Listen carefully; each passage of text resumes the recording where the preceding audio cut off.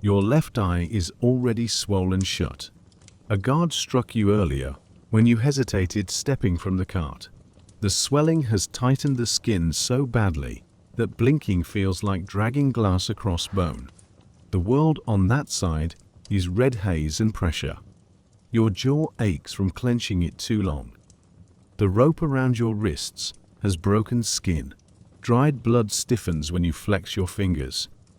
Every small movement pulls pain up through your forearms and into your shoulders, which have been forced backwards so long they feel misaligned, like they belong to someone else. The cart stops. The jolt throws your weight forward. Your balance lurches. Your hands are useless behind you, steadying yourself with your knees, while a guard grabs the split skin of your wrists. You step down. The crowd is close. Too close. Heat radiates from packed bodies. The air smells sour like sticky sweat, metal, and damp wool. A tomato hits your face before your good eye adjusts. It bursts against your cheekbone. Seeds stick to your lashes. Pulp runs toward your mouth. The acid burns where the skin is already split. Someone laughs. Someone shouts your name like it's an insult. You taste it. Rot and salt and something metallic from your own blood. You cannot wipe it away.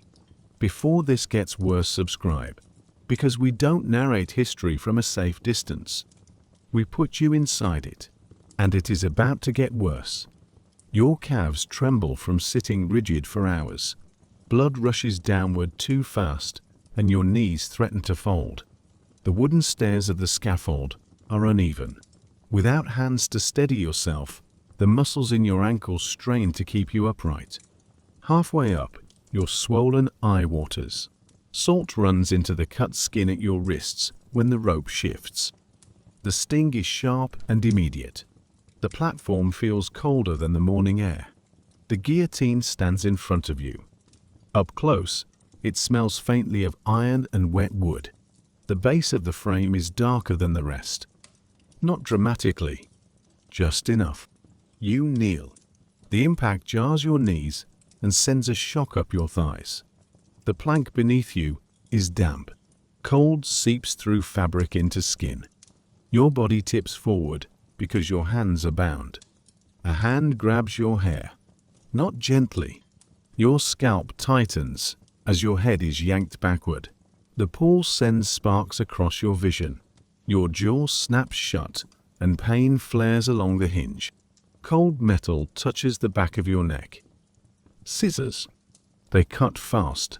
Too close. Strands fall against your shoulders and slide down your spine. Air hits newly exposed skin, and the sensation is invasive, immediate. The back of your neck prickles where the blades scrape too near. Your breathing shortens.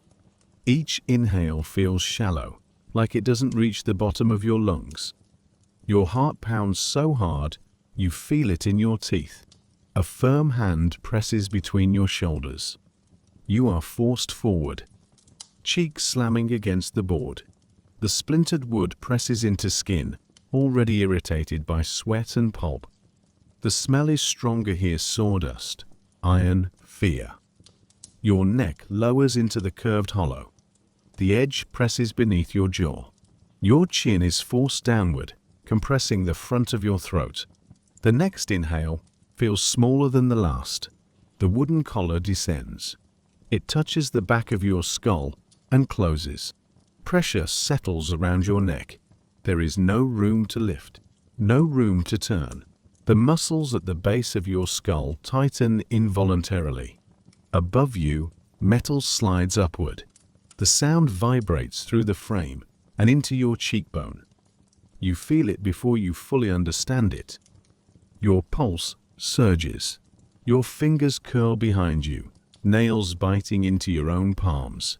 Every muscle in your neck tenses, even though there is nowhere for tension to go.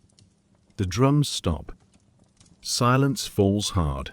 The mechanism clicks, and your body understands before your mind does. The collar tightens another fraction. It doesn't crush. It contains. The crushing weight of the collar presses into the soft space beneath your jaw and into the base of your skull. Your airway narrows just enough to change the shape of your breathing.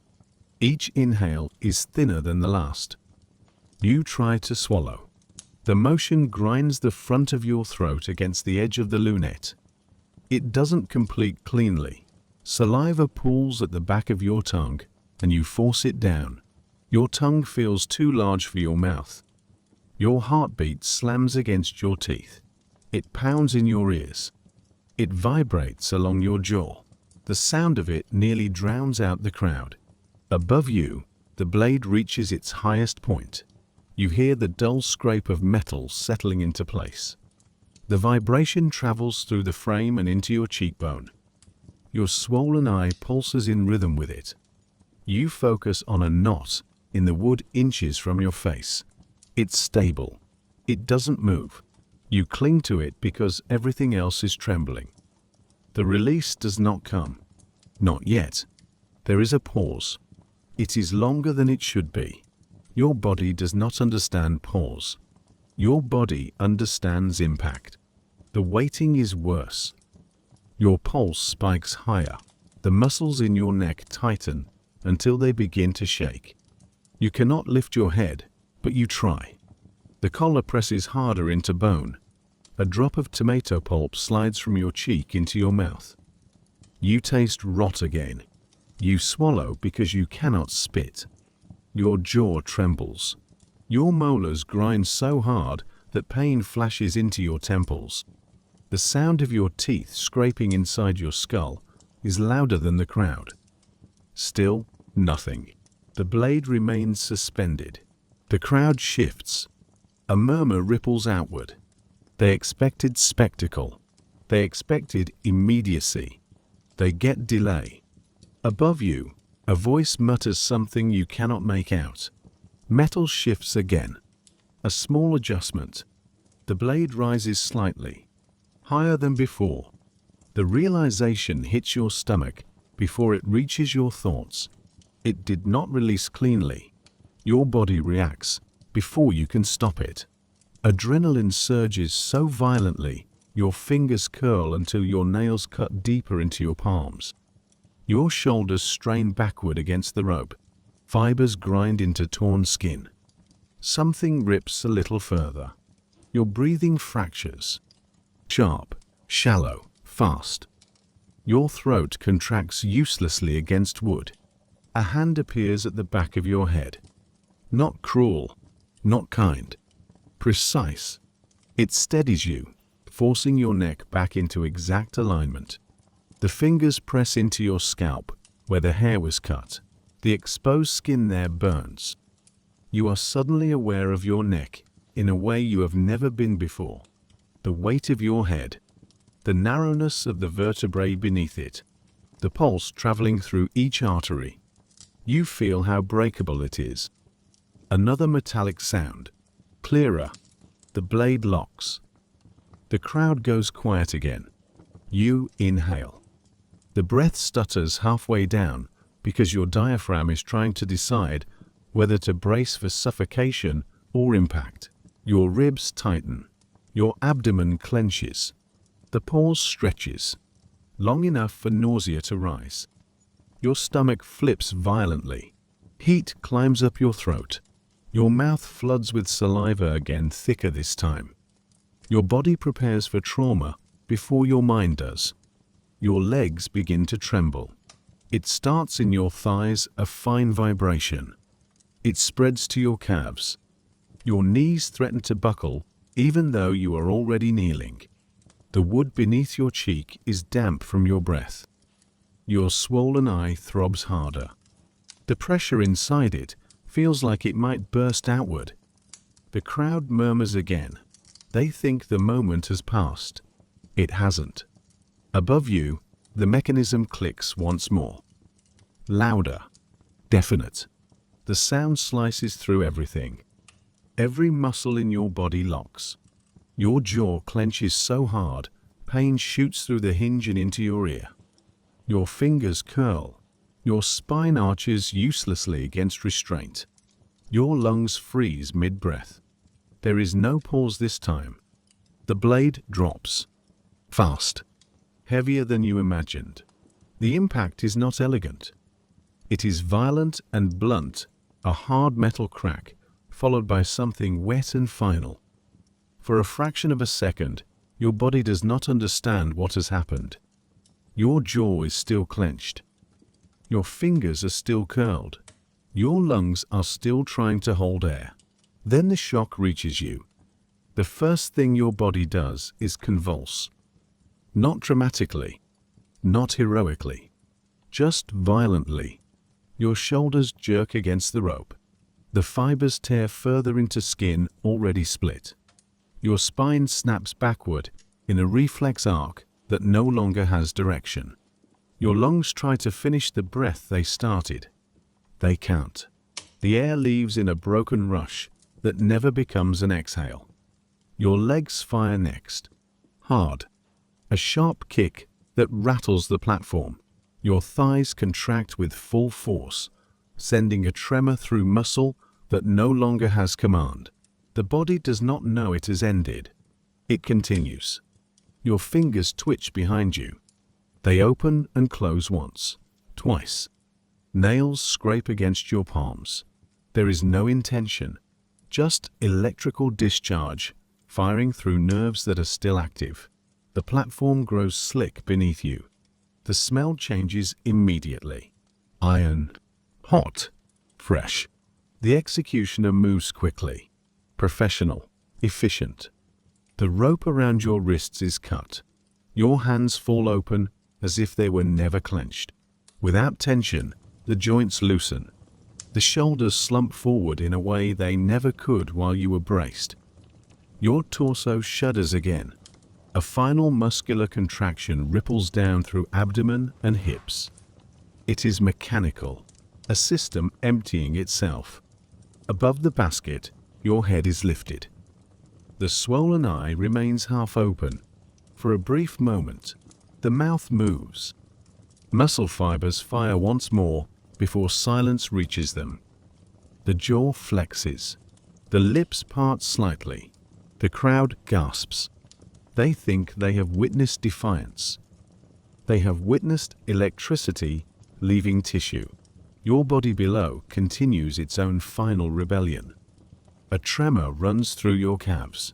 Your foot jerks once against the wood. The heel drags through blood. There is no coordination left, only residual impulse. The heart spasms. It does not beat properly. It contracts, misfires, flutters uselessly inside a chest cavity that no longer feeds it oxygen. Blood pressure collapses instantly. The warmth in your limbs begins to drain. Your abdomen tightens once more, then slackens. The fingers that twitched fall still. The shoulders stop shaking. The tremor fades. The crowd roars. They wanted spectacle. They got it. The executioner presents your head. He holds it high enough for the front rows to see the swollen eye, the pulp still drying against your cheek, the mouth hanging slightly open. The cheers grow louder. Below, your body is repositioned. It is handled without ceremony. Lifted under the arms.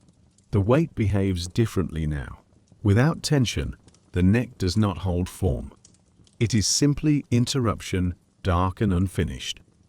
Blood continues to pulse from the open arteries for a few seconds longer. Thick, steady. Then gravity reduces it to a spill. The platform is already being prepared for cleaning. Sand is thrown down. Boots grind it into the wood. Your body is dragged toward the stairs. Not gently, not cruelly, just efficiently. Dead weight shifts with every step. Your headless torso bumps once against the railing on the way down. A wet sound. No reaction. The crowd presses forward to see more. Some recoil when the smell reaches them fully. Others lean closer. They will talk about the movement. They will talk about the mouth. They will talk about the eye. They will not talk about the swallow that didn't complete. The grinding jaw. The rope cutting deeper as adrenaline surged. The pause before the blade that lasted just long enough to register fear. The basket lowers. Your head is placed inside. The swollen eye still open. The body is loaded onto a cart. No velvet now. No silk. Just linen and wood. Within minutes, the platform is nearly clean. The mechanism is reset. Another name will be called tomorrow. The morning does not stop. Paris does not stop. And your body, which just minutes ago was royal, breathing, resisting, is now simply mass. Just wait. Just something to move.